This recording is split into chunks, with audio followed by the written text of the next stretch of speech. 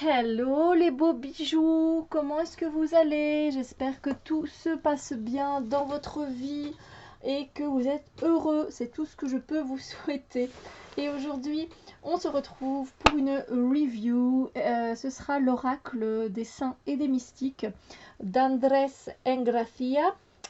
Voilà, et c'est les illustrations de Wesley Souza aux éditions Contredire que je remercie très fortement. Alors, ici, évidemment, je pense que ça se passe d'explications. Hein, l'oracle est clairement sur les saints et sur les mystiques.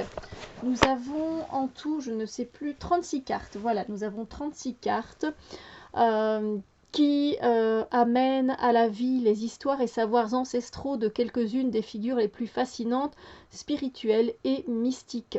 Donc de Nostradamus et Marie Laveau à Saint Jude, Isaac Newton et Saint Sébastien, chaque carte vous offre des éléments clés sur ces femmes et ces hommes inspirants en eux.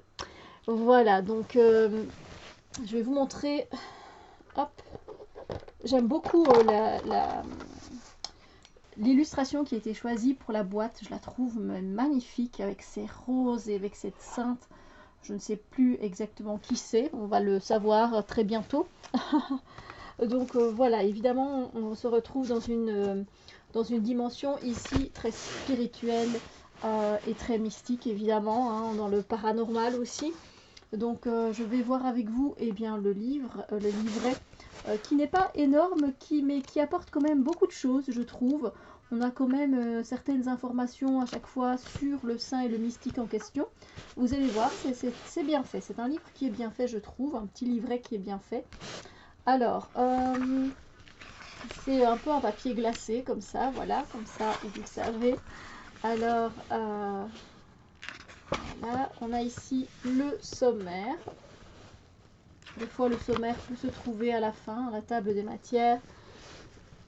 Hop, on a l'introduction de notre cher Andrés, donc, qui nous dit en fait, quelle que soit la génération, à un moment donné, on lève les yeux vers le ciel et on se demande qui fait attention à moi là-haut? Qui veille sur ma famille? Quelle force guide mes pas? Et face aux épreuves, on regarde en l'air en demandant existe-t-il quelque chose dans cet univers ou quelqu'un qui peut m'aider? Et donc voilà, au fil des siècles, il nous explique que les hommes avisés, les prêtresses et les sages ont regardé les étoiles avec ces mêmes pensées. Et donc, on nous parle un peu, il nous parle de lui en fait. Hein, lui, il est issu d'un milieu hispano-mexicain. Et évidemment, il a grandi au rythme des rituels d'adoration et de dévotion. Donc voilà, il y a toujours eu une connexion avec le divin. Et donc, à travers ces cartes, il voulait vraiment nous faire découvrir une sélection de saints et de mystiques qui incarnent la psyché humaine, la psyché humaine, pardon, et l'endurance nécessaire pour une vie ayant un sens profond et une raison d'être. Donc voilà, c'est un petit peu son introduction. Je vous laisse évidemment en apprendre un peu plus de votre côté. Je ne vais pas tout vous lire, bien sûr. Alors, comment utiliser les cartes?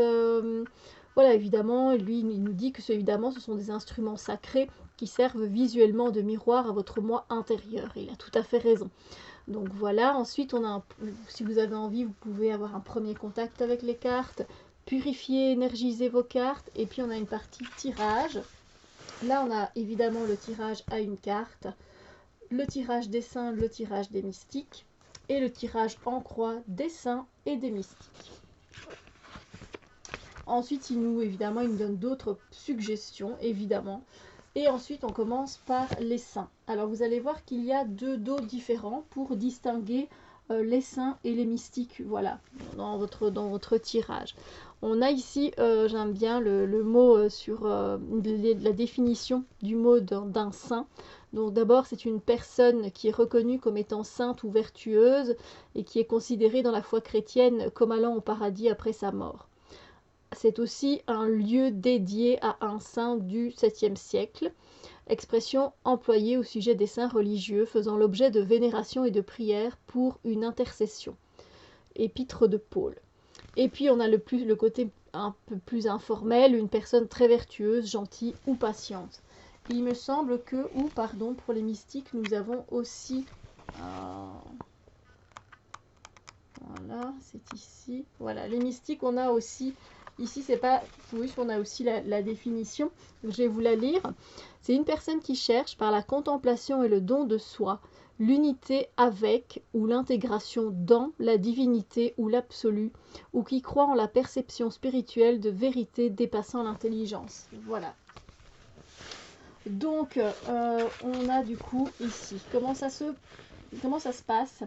Vous avez donc déjà un chiffre, hein, donc voilà, puis on a un mot-clé, récupération, et ici après on a évidemment le personnage, l'archétype, qui est ici Saint Antoine de Padoue, et on nous dit que c'est le saint patron des objets perdus et des secrets cachés, et on donne son jour de fête le 13 juin.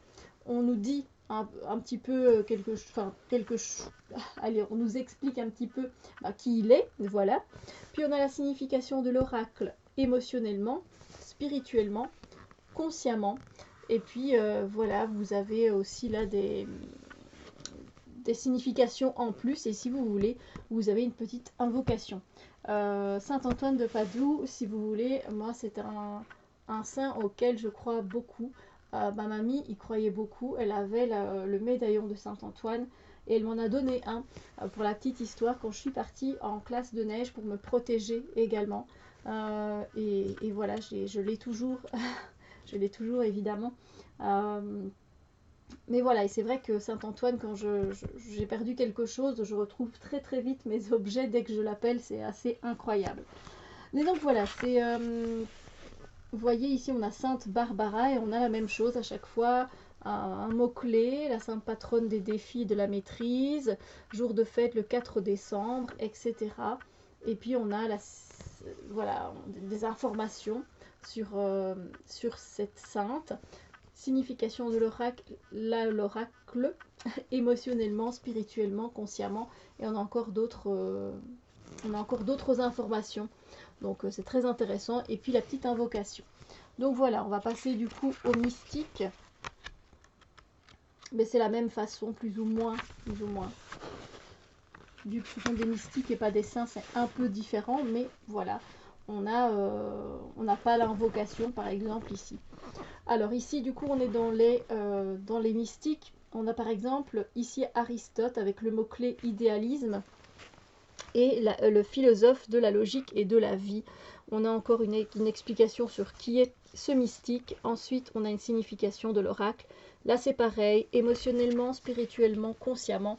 Et on a à chaque fois une phrase que le mystique a pu prononcer. Et ça, je trouve ça plutôt sympa.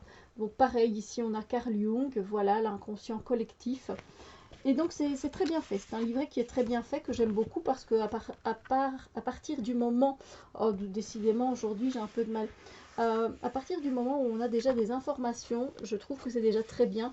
Évidemment vous pouvez aller explorer vous-même un peu plus loin, et si vous avez envie de travailler avec un archétype en particulier, un saint ou un mystique en particulier, n'hésitez pas à approfondir évidemment la connaissance de cet archétype et voilà, ou de ce saint, de ce mystique qui pourra vous apporter des choses.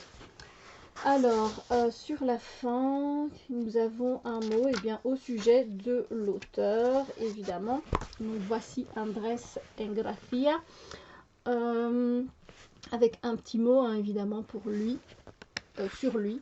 Un petit mot au sujet de l'illustrateur. Donc ici, on est vraiment typiquement sur, je vais dire, une énergie masculine dans le livre, mais évidemment, on ressent aussi l'énergie féminine, hein, c'est pas la question. Et des remerciements, voilà. Donc le livret qui est quand même en couleur, voilà. Alors, on va passer maintenant aux cartes. Alors j'espère que la lumière c'est ok parce que le soleil il apparaît puis il disparaît, c'est pas toujours évident. Voilà, et puis voilà, j'ai toujours envie de faire de mon mieux pour que, voilà, que vous voyez très bien les cartes, vous de votre côté. Alors, il n'y a pas de tranche dorée ou argentée, etc., ce qui ne me dérange pas. Voici le dos